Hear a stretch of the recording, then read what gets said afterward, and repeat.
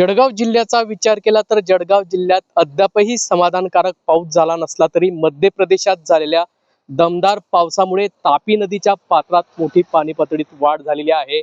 मध्य प्रदेशातील बैतूल येथे मोठ्या प्रमाणात पाऊस पडल्यामुळे तापी नदीच्या पाणी पातळीत वाढ झालेली आहे। आपण या ठिकाणी शेडगाव मध्य प्रकल्पावर आहोत। शेडगाव मध्य प्रकल्पावर तापी नदी पात्रात झालेल्या जोरदार पावसामुळे कुठेतरी मोठ्या प्रमाणात पाण्याची आवक वाढलेली आहे। शेतीसाठी या ठिकाणी पूरक पाणीसाठा उपलब्ध असून तापी नदी ही दुथडी भरून वाहत आहे। जळगाव जिल्ह्यात यंदा अल्निनोमुळे मोठ्या अडचणीचा सामना हा शेतकरी वर्गासह अनेकांना करावा लागला। मात्र तापी नदी पात्रात झालेल्या दमदार पावसामुळे शेतीसाठी पुरेल इतकं पूरक पाणी या मध्यम प्रकल्पामध्ये आहे। आगामी काळात देखील शेतकऱ्यांना दमदार पावसाची अपेक्षा आहे। मध्य प्रदेशात झालेल्या पावसामुळे शेडगाव मध्य प्रकल्प यामध्ये मोठ्या प्रमाणात पाण्याचा विसर्ग हा सुरू आहे। जुगल पाटील, जय महाराष्ट्र न्यूज, जळगाव।